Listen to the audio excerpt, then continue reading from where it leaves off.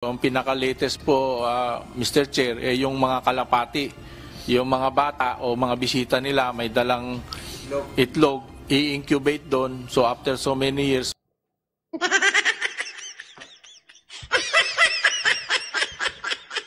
kailangan ng budget dahil kalapati ang nagdadala ng... Kasi ganito daw, yung bisita may daladalang itlog. Ang laki ng problema, hayop! Hayop! Laki ng problema, may daladalang itlog. Tapos, yung mga nakakulong, yung mga PDL, palalakihin. Pabibiyakin yung itlog, palalakihin. Tapos, biglang ibibigay pag may dalaw. Tapos doon ilalagay yung droga para pag pinalipad ng dalaw, mapupunta na sa kanila yung droga. Anak ng buwewe naman. Bakit hindi nyo basagin yung itlog? Don't tell me nilagay di sa puwerta yung itlog. Di basag yun? Anong klaseng puwerta? Lambot? Sabi ko nga, napakalaki ng problema ni Katapang, ha? Yung itlog. Hay! Ang laki ng problema, budget ang sagot, itlog. Di basagin nyo! Anong problema yan? O kung hindi man itlog ang dalhin, kalapate, di patayin nyo! Sorry, ha? Kung may mga animal rights dyan. O sige, wag nyo na lang patayin. Baka mamaya maano pa tayo dito, di ikunin nyo yung kalapate. Uwi nyo. Laking problema. Don't tell me yung kalapate nilagay sa kondom, nilagay sa puwerta. Para may pasok. Ang laki ng problema ni Katapang. Ako, kusinador lang talaga ako. Alam mo, minsan talaga napapaisip ako, sana kung madali lang tumakbo senador, tatakbo talaga ako. Babarahin ko lang yung mga ganito. May kalapate. Bakit di nyo ikumpiskahin yung kalapate? Ang laki ng problema nyo. Kumpiskahin nyo. Kunin nyo. Paano nakapasok yung kalapate? Wala lang. Dumalaw lang sila. Nagustuhan nila doon sa loob. Iba kasi pagkain sa loob. May pulburon. Ano man namang klase yan? Ang laki na... Buti talaga. Alam mo, Katapang, buti hindi ako senador. Konti pang abot mo sa akin. Mantakin mo ang problema, kalapate. Doon na nagpapasok ng droga, inaalagaan sa loob, tapos pag may dalaw, ibibigay yung kalapate. Tapos ilalagyan ng droga doon, tapos ipapasok yung ngayon, lilipad niya yung kalapate. Yung problema ng grade 1. Saan kaya nag-aaral to? Libayan School of Logic? O Libayan University?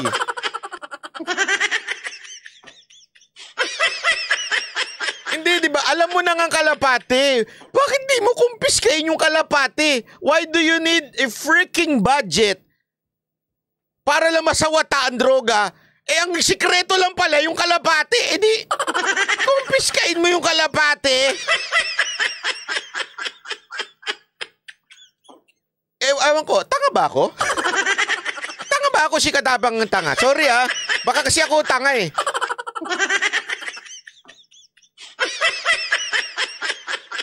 Baka nga sa susunod, daga na, Hindi, kasi po talaga ang totoo niya, nakuha na namin yung kalapate. Siyempre, kinuha, sabi nyo, confiscated. Ang problema, may mga daga. Yung daga, dumadaan yun sa dun sa ilalim. Tapos, siyempre, di naman makikita yung daga. Yung daga, meron sa puwerta. Inaalagaan niya ng Tapos,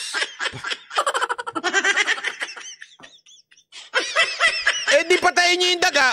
Actually po, napatay na namin yung daga, Kaya lang ngayon, ang pinampatay namin yung pusa. Yung pusa naman ngayon, yung lumalabas. Tapos yung pusa, inaalagaan niya yan. Tapos paglabas ng pusa, binibigay doon sa mga kapamilya nila, ilalagay sa puwerta naman. Para ipasok ng pusa. Di huliin niyo yung pusa. Oo, actually, ginawa na rin ng paraan yan. Aso naman.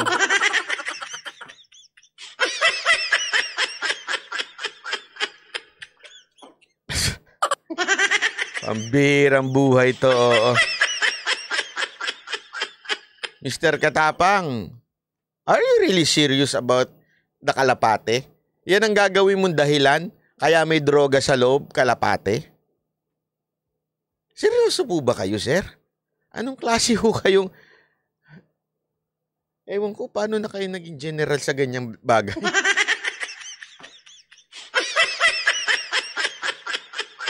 Isipin mo, ang problema, kalapate. Kalapate ang problema kaya may droga sa loob ng bilibid.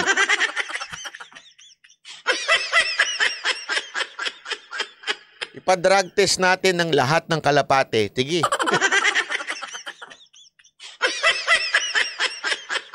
Hindi ko talaga alam kung bakit may mga ganitong opisyal tayo sa gobyerno. So many months, mapipisa. Tapos palalakihin, tuturuan yung mga kalapati maglipad-lipad doon sa paikot. Pagdating naman ng mga bisita nila, ibibigay yung kalapati. Tapos matututo na yung kalapati bumalik doon sa kanilang mga pugad. Ayon kay Katapang, tinatayang aabot sa 200 gramo o katumbas ng 2 milyong piso ang halaga ng shabu na nakumpiska sa bilibid. 200 gramo? Tapos kalapati ang may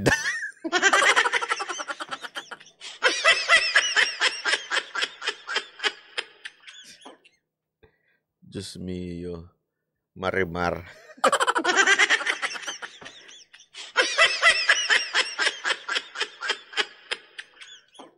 Ewan ko nga dapat binarato ng mga senador pambira. Kalapate at saka dun sa puwerta, umabot ng ganong kadami ang droga. Palusot.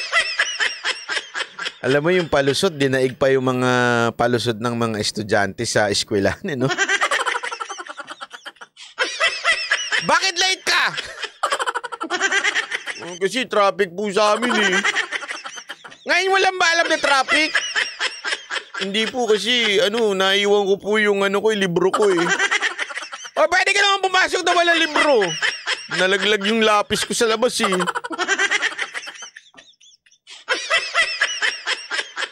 Grabe. Anong klaseng baya meron tayo? Pinagutos na umano ni Justice Secretary Boying Remulla Yun! na ituloy ang paghahalughog at hanapin ang pinagmumulan ng illegal na droga.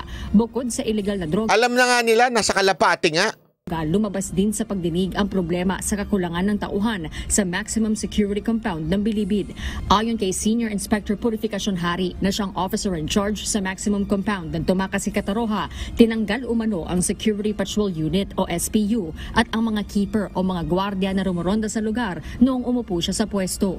Ikinagulat din umano niya nang itinalaga siya bilang kauna-unahang babaeng commander of the guards sa maximum security compound noong March 2023. Kinabahan nga po ako. Kinabahan kayo? Bakit? Kasi po, wala na pong SPU and keepers.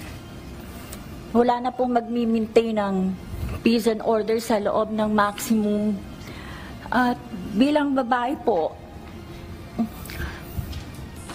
mahirap po sa akin mag-maintain ng ganun. Grabe, no? Naawa tuloy ako. Sa totoo lang, nung pinanunod ko nga ito, ano yung sinasadya na pahinain yung mga gwardya? Isipin mo eto na ang pinuno nila na nagbabantay doon sa loob. Ganyan na nararamdaman niya. Isipin niyo. And this is the maximum na kulungan sa Pilipinas. Yan ang inilagay. Hindi ko siya minamaliit Hindi ko siya minamaliit. Pero sinasabi ko, siya nga mismo natatakot Bakit? Ginawa siyang head pero tinanggalan naman siya ng mga nagme-maintain ng kaayusan sa loob. Ano yun? Nananadya kayo?